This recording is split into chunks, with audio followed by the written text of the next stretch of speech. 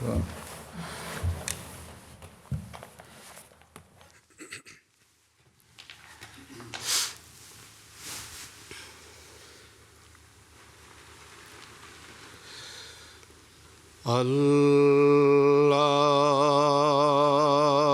أكبر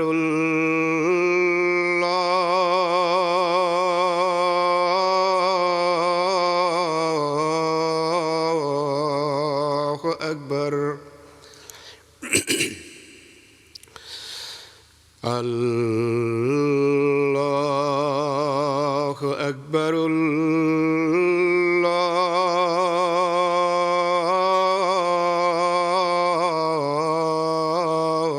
الله أكبر أشهد أن لا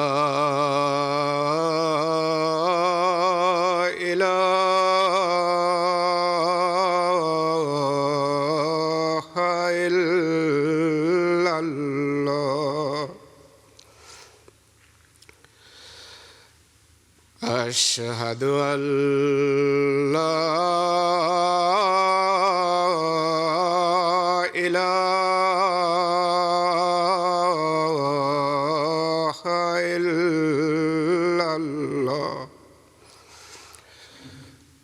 أشهد أن محمدًا رسول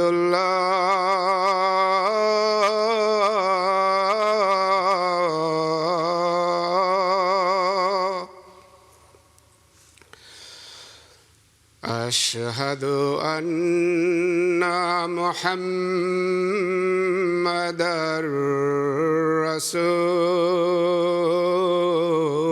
رسول الله حي على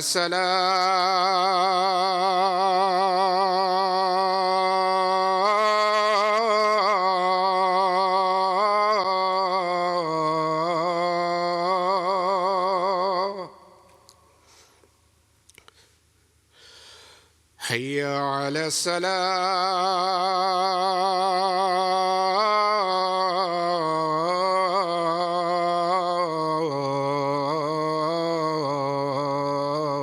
الصلاة حي على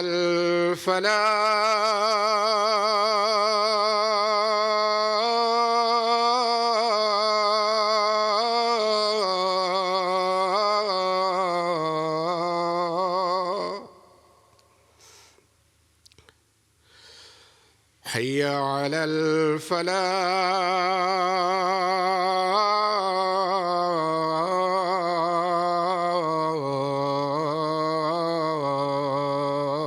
الفلاح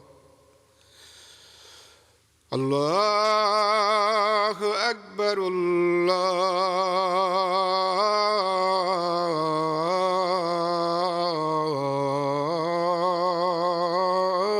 الله أكبر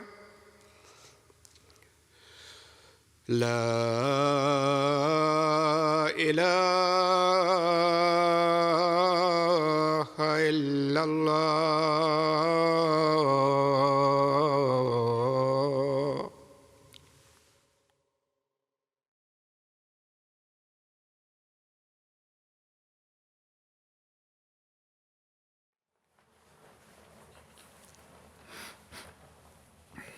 السلام عليكم ورحمة الله.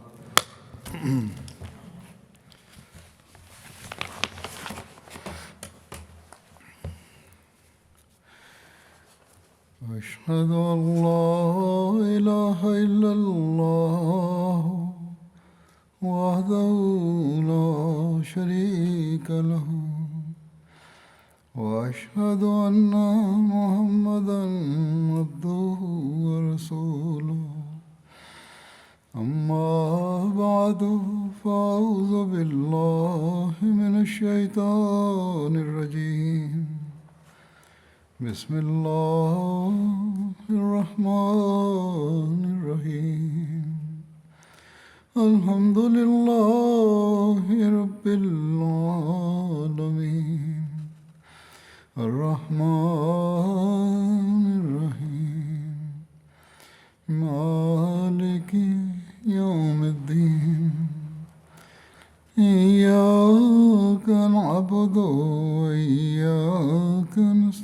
الرحيم اهدنا الصراط المستقيم صراط الذين أنعمت عليهم غير المغضوب عليهم ولا After reciting the Tashahhud, Ta'awudh الضالين. and Surah Al-Fatiha, Hazrat Khalifatul Masih V, may Allah be his helper, stated, حضرت ابوبکر صدیق رضی اللہ عنہ کے دور کے جو فتنے تھے ان کے خلاف جو مہمات ہوئیں the disorders during the time of Hazrat Abu Bakr Siddiq, may Allah be pleased with him, and the expeditions that were sent against them was being mentioned. کی بطاح کے علاقے کی جانب In relation to this, Malik bin the details of the advance of Hazrat Khalid bin Walid, may Allah be pleased with him, towards Malik bin Nuwaira, who was in Buta, have been recorded in the following manner.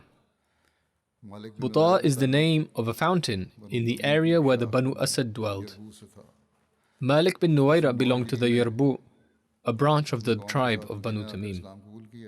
He travelled to Medina along with his people in the 9th year after Hijrah and accepted Islam. Malik bin Nuwaira was one of the chiefs of his people and was counted amongst the prominent, courageous and skilled horse riders of Arabia. The Holy Prophet, peace and blessings of Allah be upon him, entrusted him with the responsibility of collecting the zakat, i.e. the alms, from his people, and appointed him as the person to oversee the matters relating to zakat. However, when the Holy Prophet, peace and blessings of Allah be upon him, passed away, and a wave of apostasy and rebellion arose in Arabia, he was also one of those who turned away from Islam.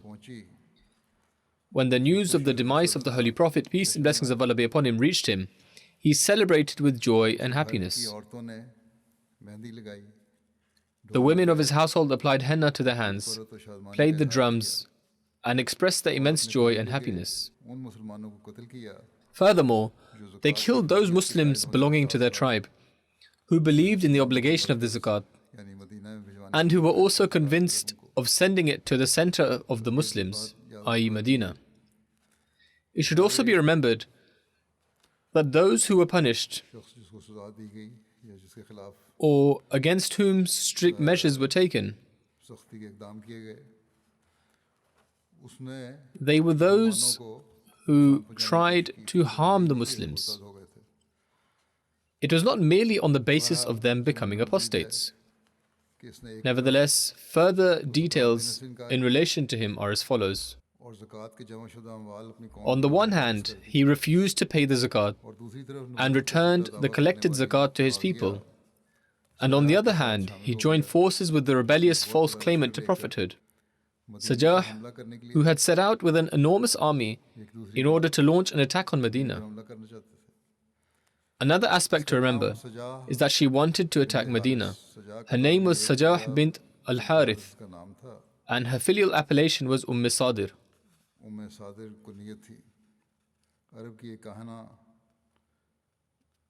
She was a soothsayer of Arabia and was among the few claimants to prophethood and rebellious chieftains who had appeared a short while before or during the wave of apostasy that arose in Arabia. Sajah belonged to the tribe of Banu Tamim. Her mother's ancestry was linked to the tribe of Banu Taghlib, most of whom were Christians. Sajah was also a Christian, and due to her Christian tribe and family, she was a rather scholarly Christian lady.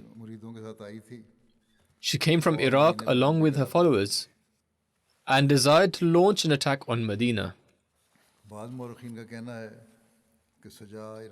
According to some historians, Sajah entered Arabia under a scheme of the Persians in order to investigate the circumstances and to lend some support to the declining power of the Iranian government.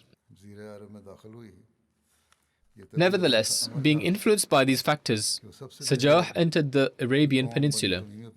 It was natural for her to first go to her tribe of Banu Tamim. One party was ready to pay the zakat, and obeyed the Khalifa of the Messenger of Allah, may peace and blessings of Allah be upon him. However, another party was opposing them. There was a third party which was unsure what to do.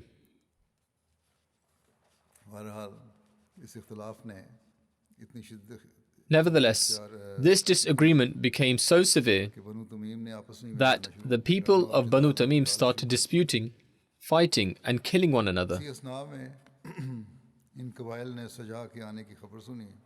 In the meantime, these tribes heard of the arrival of Sajah, and they also came to know that Sajah intended to reach Medina and fight the armies of Abu Bakr, may Allah be pleased with him.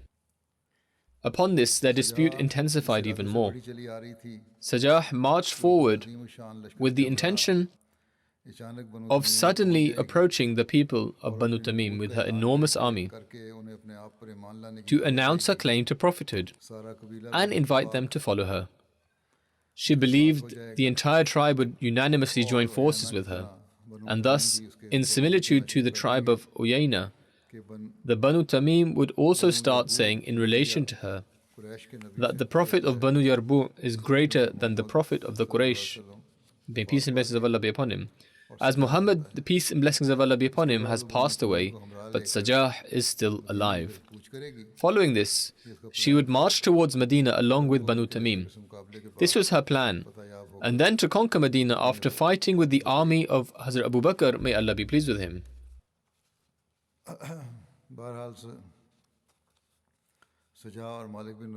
As it were, Sajah and Malik bin Nuwaira came into contact with one another as well.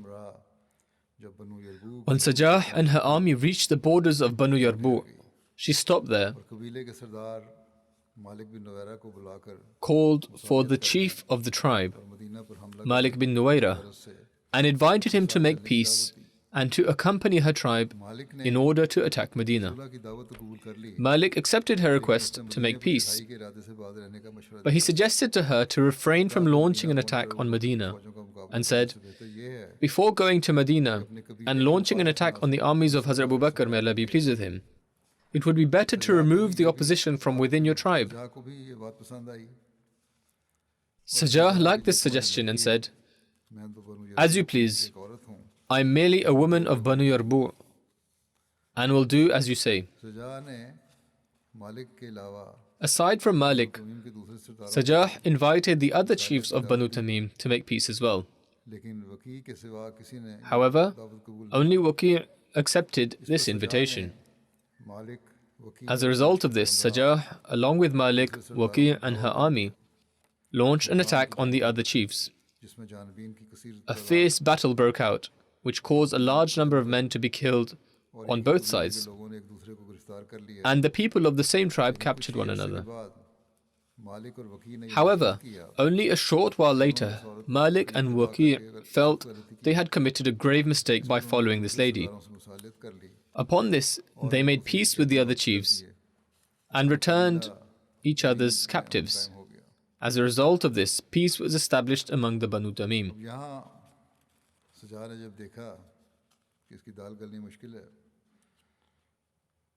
When Sajah realized that it had become difficult for her to achieve her objective, she packed her belongings, left Banu Tamim, and headed towards Medina. When she reached the village of Nibah, she fought with Aus bin Khuzaymah. Sajah lost the battle, and Aus bin Khuzaymah permitted her to return on the condition that she would pledge not to advance towards Medina. Following this incident, the leaders of the army of the Ahl al-Jazira gathered at one place, and they said to Sajah, what instructions do you give us now? Malik and Waqi' have reconciled with their people. They are neither willing to help us, nor will they allow us to pass through their territories. We have entered a covenant with them, and now our path towards Medina has been blocked.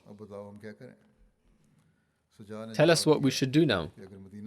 Sajah replied, if the path towards Medina has been blocked, then there is nothing to worry about. Head towards Yamama instead. They said, the grandeur and glory of the people of Yamama is greater than ours, and the power of Musaylama has already increased immensely. In another tradition, it is mentioned that when the leaders of her army asked Sajah regarding further actions, she replied, "Alaykum bil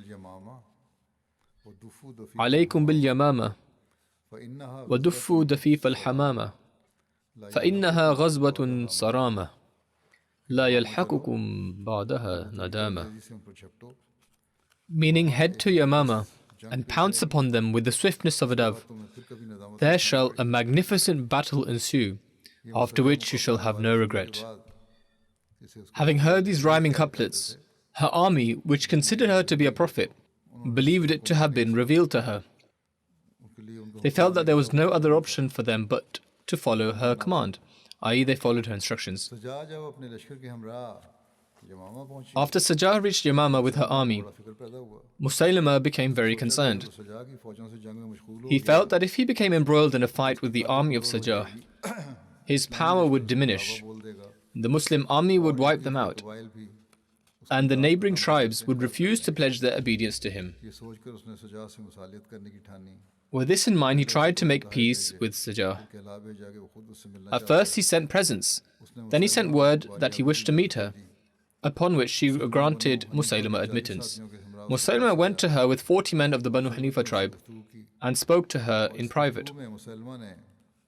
During this conversation, Musaylama recited some poetic prose to Sajah, which greatly impressed her. In response, Sajah too recited some similar couplets. In order to gain full control over Sajah and to bring about harmony between them, Musaylama proposed that they unify their prophethoods and to tie the bonds of matrimony, i.e., be wedded. Sajah accepted this proposal and returned with Musaylama to his camp. After remaining there for 3 days, she returned to her army and discussed with her companions that she found Musaylama to be in the right, which is why she married him. The people asked if she had settled on a dowry, to which she replied in the negative. They then advised her to return after settling the dowry, for it would be unbefitting for such a figure to be married without a dowry. She therefore returned to Musaylama, informing him of the purpose of her visit. For her sake, Musaylama reduced the Fajr and Isha prayers. In other words, he removed and abolished the Fajr and Isha prayers. In relation to the dowry, it was settled that half of the income from the lands of Yamama would be sent to Sajah. Sajah demanded that half of the income for the following year be paid up front. Musaylama gave her the amount for half a year, which she took back to Jazeera. She kept some of her men in Banu Hanifa in order to acquire the amount for the remaining half of the year. As was custom, Sajah remained in Banu Taghlib. She later on repented, and it is also recorded that she accepted Islam. According to some, she accepted Islam during the caliphate of Hazrat Umar, may Allah be pleased with him, until Hazrat Amir Muawiyah sent her with her tribe during the year of the drought to Banu Tamim, where she lived until she died in the state of belief. Hazrat Abu Bakr ordered Hazrat Khalid bin Walid, may Allah be pleased with him, that after dealing with Tulayha Asadi, he should go and combat Malik bin Nuwaira, who was residing in Buta. When Hazrat Khalid bin Walid, may Allah be pleased with him, reached Buta, he didn't see anyone there. He did, however, find that when Malik showed some hesitation in his matters, he sent all his compatriots to look after their property and prohibited them from gathering. He understood that it would have been too difficult to combat them. He had already split from his wife. Perhaps this was also a reason. In any case, Hazrat Khalid bin Walid, may Allah be pleased with him, sent out battalions to different locations, instructing them to first give an invitation to Islam wherever they reached, If anyone failed to respond, they were to be held captive. And if anyone fought, they were to be killed. Among these battalions was one which captured Malik bin Nuwaira, along with a few people of the Banu Thalaba bin Yarbu tribe, namely Asim, Uwaid, Areen, and Ja'far. And they were brought to Hazrat Khalid bin Walid, may Allah be pleased with him. One of these battalions, among whom was Hazrat Abu Qatada, may Allah be pleased with him, had a disagreement amongst themselves.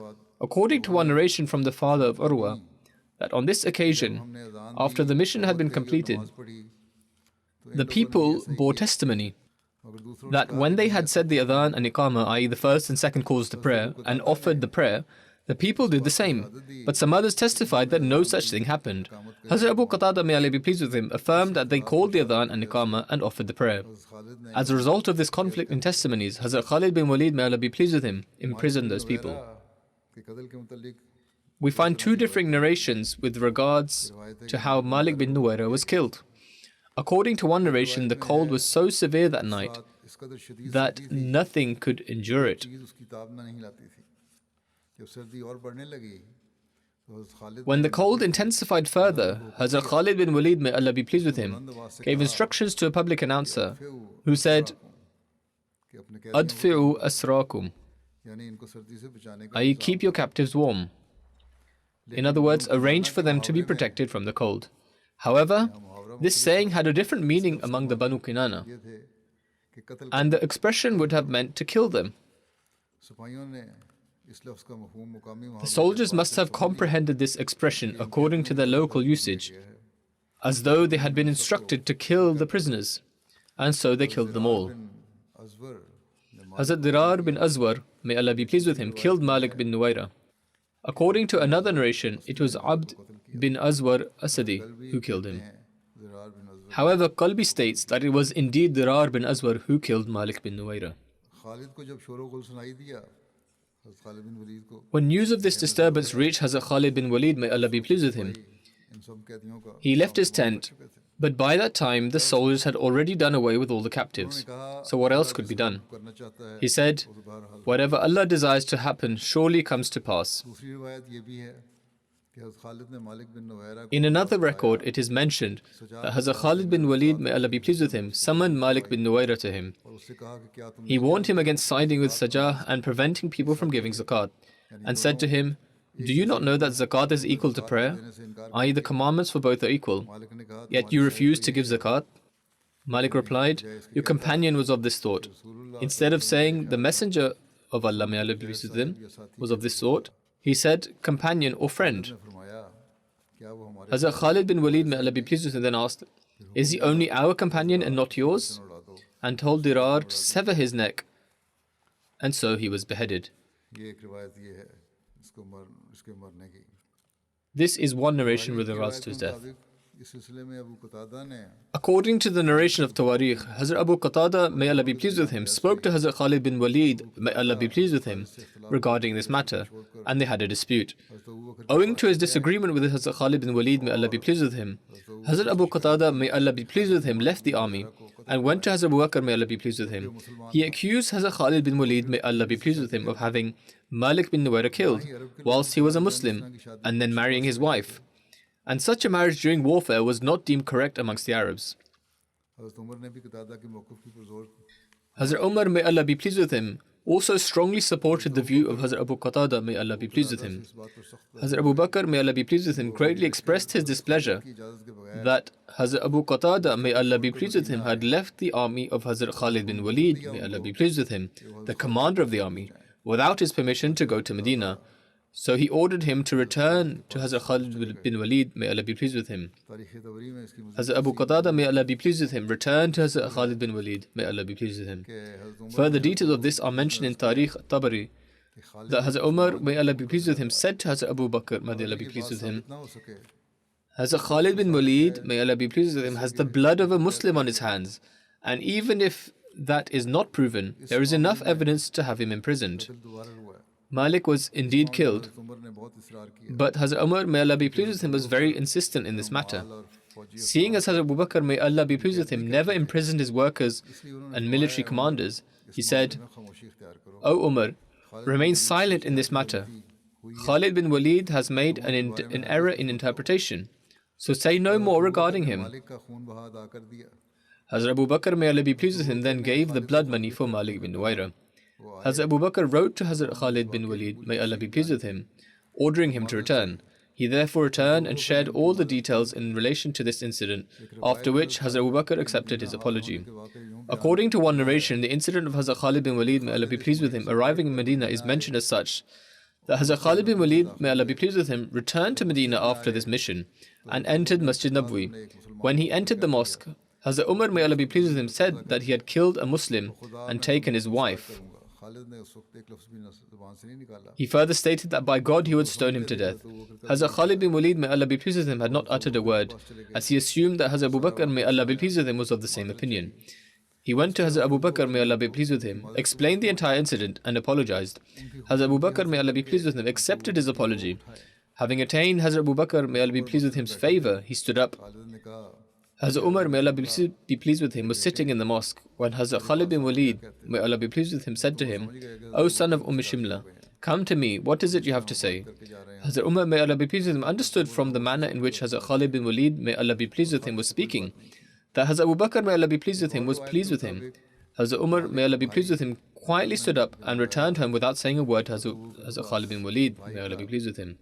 According to one narration, Ondemand bin Nuwaira, brother of Malik bin Nuwaira, came to Hazrat Abu Bakr, may Allah be pleased with him, demanding the blood money for his brother and that the captives be released. Hazrat Abu Bakr, may Allah be pleased with him, accepted his request to free the captives, had his instructions noted down, and paid the blood money for Malik. Hazrat Umar, may Allah be pleased with him, strongly insisted that Hazrat Khalid bin Walid, may Allah be pleased with him, be dismissed, stating that his sword has shed the blood of innocent Muslims.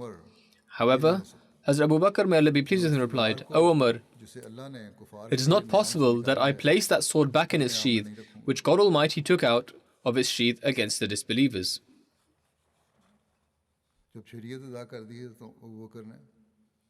When the blood ransom had been paid, according to the Sharia, justice had been upheld, so there was no need for further action.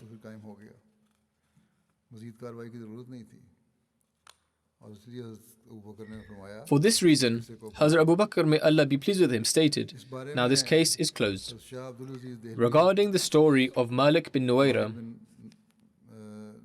and in response to the accusation about his killing, Hazrat Shah Abdul Aziz Dehlavi has written in his book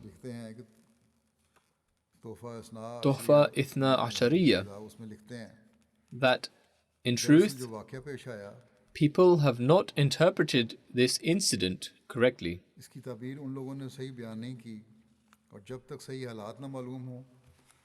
Unless the correct circumstances are understood, it is meaningless to raise allegations. Details of this incident are mentioned in reliable books of history, mentioning that when Hazrat Khalid bin Walid, may Allah be pleased with him, had completed the mission regarding the claimant of prophethood, Tulayha bin Khuwaylid Asadi, he turned his attention to the vicinity of Butah and sent out military envoys to the outskirts. In accordance with the guidance and habit of the Holy Prophet, peace and blessings of Allah be upon him, he instructed them that if they heard the adhan being called in whatever nation, tribe or community that they were attacking, then they were to refrain from fighting and killing. If the adhan is not called, then they are to deem it the battlefield and carry out the full military operation.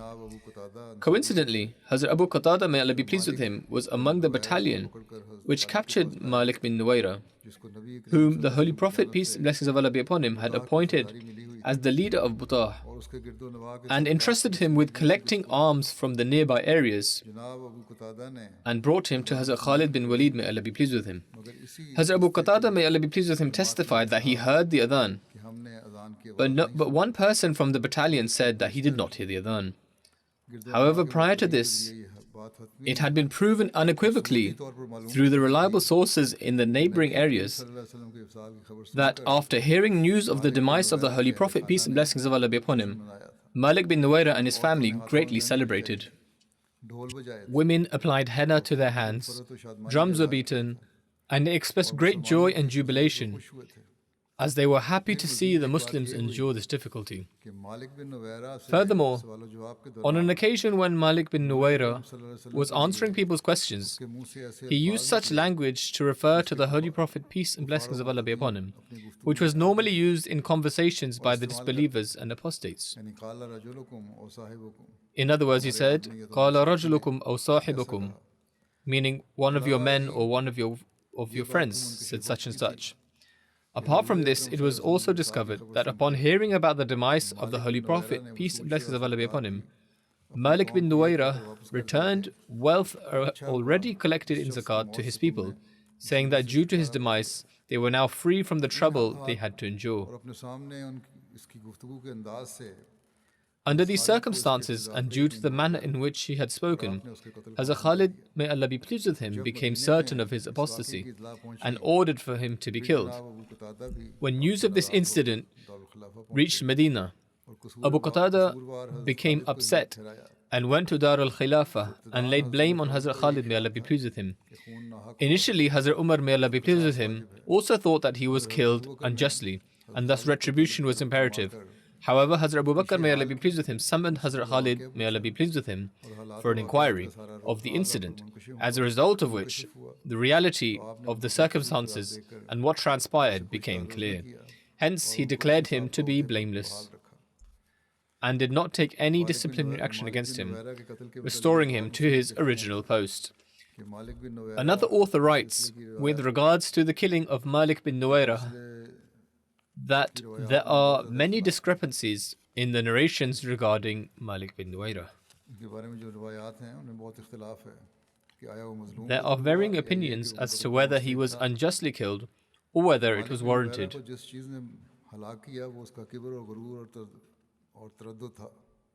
The thing which led to Malik bin Nuwayra's ultimate ruin was his arrogance and apostasy.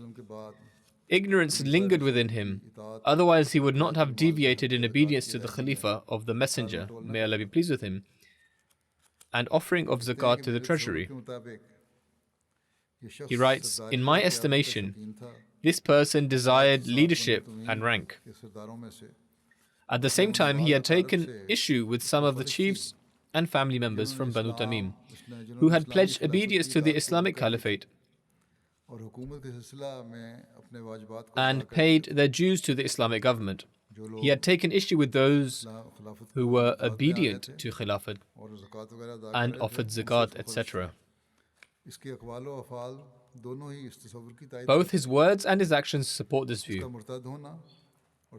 His apostasy, support of sajah, distributing the camels given as zakat, refusal to give zakat to Abu Bakr, may Allah be pleased with him, and refusal to heed the advice of his relatives and other Muslims against his rebellion and disobedience, all proved his guilt. This clearly shows that as it pertained to Islam, he was closer to disbelief. On the one hand, he called himself a Muslim, or at least desired to, while on the other hand, he was close to disbelief.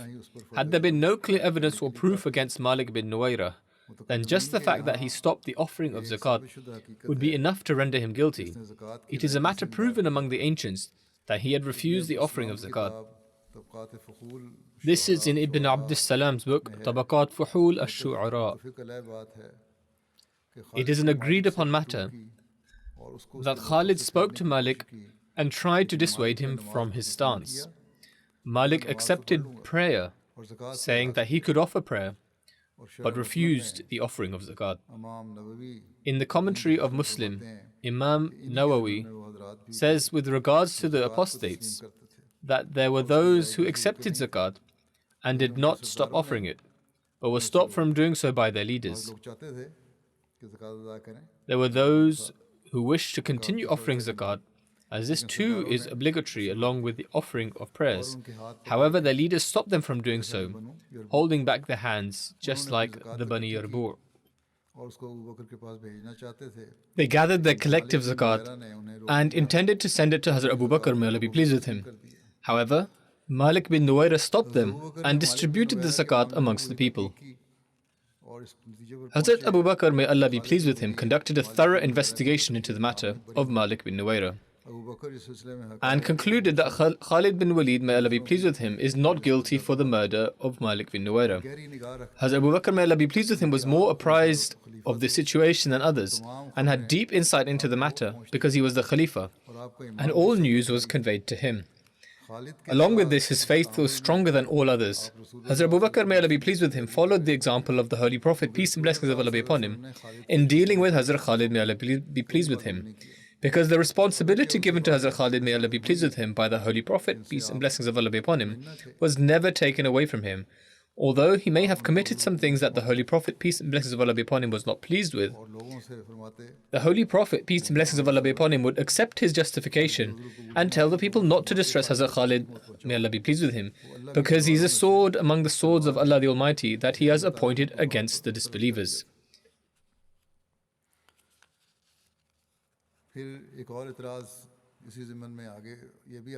There is another allegation which is made in the same context, that Hazrat Khalid, may Allah be pleased with him, married the daughter of Tamim Minhal. The allegation made against Hazrat Khalid bin Walid, may Allah be pleased with him, is that he married Layla bint Minhal during a battle before she was able to complete her waiting period. The details of this marriage are mentioned in Tarikh al-Tabari in the following words: Hazrat Khalid, may Allah be pleased with him, married the daughter of Tamim Minhal and released her to complete her waiting period, because the Arabs looked down upon establishing relationships with women during war, and those who did so were reproached. Allama ibn Kathir writes, Hazrat Khalid, may Allah be pleased with him, married her, Layla bint Minhal, that is, only after it became permissible to do so. Allama ibn Khallikan writes, Tamim completed her waiting period of 3 months, and after that Hazrat Khalid, may Allah be pleased with him, sent a marriage proposal to her, which she accepted. In rebuttal to this allegation, Hazrat Shah Abdul Aziz Dalvi writes, this whole case has been fabricated, because there is no record of it in any reliable and certified book. Narrations of this case can be found in some unreliable sources, but along those narrations, the answer to the allegation is also recorded. It is recorded that Malik bin Nuwaira had divorced that woman a while before that. It is alleged that she was the wife of Malik bin Nuwaira, and Hazrat Khalid, may Allah be pleased with him, killed him and married his wife immediately after. And the true intent of killing him was because he desired to marry his wife. Nonetheless, Shah Abdul Aziz Dehlavi has stated that Malik bin Nuwaira had divorced that woman a while before that, and due to the ignorance that existed at that time, he kept her in his home needlessly. It was to end this savage tradition that the following verse of the Holy Quran was revealed. وَإِذَا طَلَّقْتُمُ النِّسَاءَ فَبَلَغْنَ أَجْلَهُنَّ فَلَا تَعْضُلُوهُنَّ. That is, when you divorce women and their period of waiting elapses, then do not hold them back and restrict them. In this case, the waiting period of this woman had elapsed well before, and it was lawful for her to marry. Her husband had divorced her and merely had her living in his home. In regard to the marriage of Hazrat Khalid, may Allah be pleased with him, another author writes, the name of Tamim was previously Layla bint Sinan Minhal. She was the wife of Malik bin Nuwaira. A great conflict had arisen, and many debates have taken place as a result of Hazrat Khalid, may Allah be pleased with his marriage with her. In short, some people leveled a false accusation against Hazrat Khalid, may Allah be pleased with him, by claiming that he was infatuated by the beauty and elegance of Tamim and had fallen in love with her. Hence, as soon as she came to him as a prisoner, he could not wait and married her. Therefore, they claim this is not a marriage, but in fact adultery, God forbid. However, the fact is that this claim is completely fabricated, and there is no truth to it whatsoever, and cannot be considered authentic. The historic sources do not even remotely make any reference to this, and there is not a single piece of evidence that can prove this. That is, there is not a single narration or source. Allama Mawardi states that Hazrat Khalid, may Allah be pleased with him, killed Malik bin Nuwaira because he had stopped the zakat, as a result of which the death penalty had become lawful. Moreover, his nikah with Tamim had become annulled. And there is a commandment of the Sharia with regards to the wives of the apostates, that when they enter the battlefield, they shall be imprisoned and not killed. Imam Sarakhsi has also alluded to this. When Tamim came as a prisoner, Khalid, may Allah be pleased with him, chose to marry her, and only when it was lawful for him, he engaged in marital relations with her. Further expounding upon this, Shaykh Ahmad states that Khalid, may Allah be pleased with him, took Tamim as a prisoner of war. And for such women, the prescribed period of iddat, a period of time where a woman cannot marry, does not apply. If she comes in a state whereby she is pregnant, then until she delivers her child, it is unlawful for one in whose possession she is to go near her. If she is not expecting, then he only has to wait until her menstrual cycle. This is lawful and permissible, and no one can object to anyone for this or level any criticism. However, the opponents of Khalid, may Allah be pleased with him, took advantage of this situation and falsely claimed that Malik bin Nuwaira was a Muslim, and Khalid, may Allah be pleased with him, had killed him in order to take his wife. Thus, an allegation was leveled against Hazrat Khalid, may Allah be pleased with him, that through his marriage to Tamim, he went against the traditions and practices of the Arabs. Uqad states that Khalid, may Allah be pleased with him, killed Malik bin Nuwaira and married his wife while still in the battlefield, which was against the traditions in the era of Jahiliyyah and the Arabs, and also against Islam and the practices of the Muslims and the Islamic Sharia. This statement of Uqad is completely untrue. Prior to Islam, there were many occasions whereby the Arabs, after defeating the opponents in war, would marry their women, and they would take great pride in this. In relation to this, Dr. Ali Muhammad Sallabi also narrated this incident and stated that in accordance to the Sharia, Hazrat Khalid, may Allah be pleased with him, acted lawfully. This action of his is also proven by the one who was even loftier than him.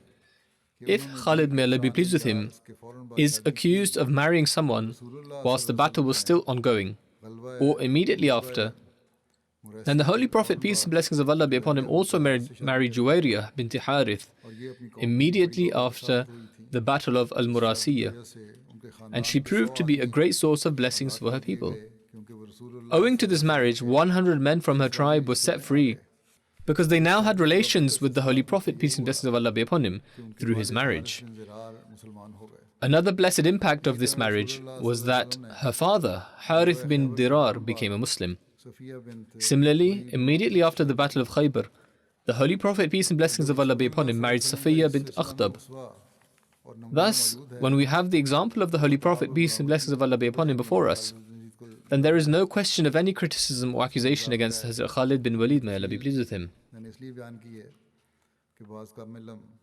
The reason why I have mentioned these details is because even nowadays certain people who have little knowledge raise the question, and in actual fact raise an allegation against Hazrat Abu Bakr, may Allah be pleased with him, in that Hazrat Umar, may Allah be pleased with him, was correct, and that God forbid Hazrat Abu Bakr, may Allah be pleased with him, did not act with justice and incorrectly supported Hazrat Khalid bin Walid, may Allah be pleased with him. However, Hazrat Abu Bakr, may Allah be pleased with him, made this decision after assessing all the details and absolved Hazrat Khalid, may Allah be pleased with him, from any blame.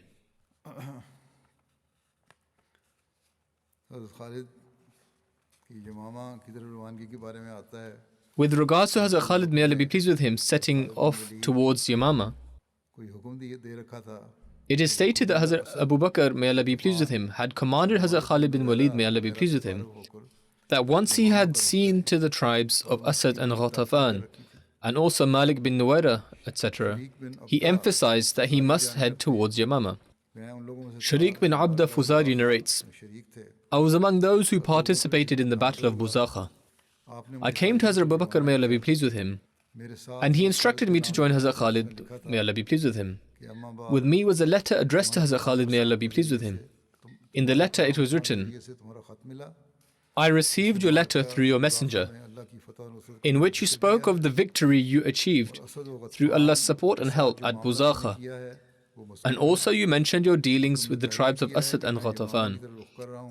You wrote that you were now heading towards Yamama. I advise you that you must fear Allah, the one who has no partner, and show kindness to the Muslims that are with you. You ought to deal with them like a father. O Khalid, beware of the conceit and arrogance of the Bani Mughira. बात नहीं मानी है, Although I would never reject their plea, उनकी बात नहीं मानी, I have not accepted their statement regarding you. डालता। लिहाजा तुम जब बनु हनीफा से मुकाबला में उतरो तो होशियार Hence, when you line up against the Banu Hanifa, be on your guard. की तरह अब तक किसी Remember, until today you have not come up against an enemy the like of Banu Hanifa. और उनका मुल्क All of them are against you, लिहाजा and the land is vast. तो बजाते खुद फौज Therefore, when you reach there, you ought to take command of the army yourself. Appoint someone to command the right and left flanks, and also a commander for the cavalry. में से Seek counsel at all times from the preeminent Muhajirin and Ansar companions who are with you, फजलो मुकाम को पहचानो, पूरी and recognize and honor their status. तरह हों, When the enemy is ready and lined up in rows in the battlefield, नेज़े के मुकाबले में attack them with full vigor, an arrow for an arrow, a spear for a spear, and a sword for a sword. कत्ल के Take the prisoners with the use of the sword. Strike fear and despair into the enemy through death. Burn them. Be warned, do not disobey me. Peace be upon you. तो आपने इसको पढ़ा When this letter reached Hazrat Khalid, may Allah be pleased with him, he read it and then said, "We hear and we shall obey every single command." साथ तैयार किया Hazrat Khalid, may Allah be pleased with him, prepared alongside the Muslims and the Banu Hanifa, i.e. Musaylama, or the tribe who Musaylama was leading, Ansar पर साबित and set off to fight against them. अमीर मुकर्रर Ansar bin Thabit bin Qais bin Shammas was appointed as the commander of the Ansar. रास्ता पड़ता Whoever from among the apostates they encountered on the way were punished severely. Khalid की हिफाजत के लिए At the same time, Hazrat Abu Bakr, may Allah be pleased with him, dispatched a formidable army, ताकि equipped with the best of arms, Khalid पर कोई पीछे से हमला in order to safeguard the rear of Hazrat Khalid's army, Khalid का गुजर यमामा so that nobody could attack Hazrat Khalid's army from the rear. On the way to Yamama, Hazrat Khalid, may Allah be pleased with him, encountered many Bedouin tribes who had become apostates. He fought against them फौज में ली and brought them back into the fold of Islam. उन्हें कत्ल किया और वृंदा On the way, he encountered the scattered army of Sajah and dealt with them, i.e., he killed them and made them a lesson. Seal जो है He then launched an attack on Yamama. The details of the Battle of Yamama will be mentioned in the future, God willing.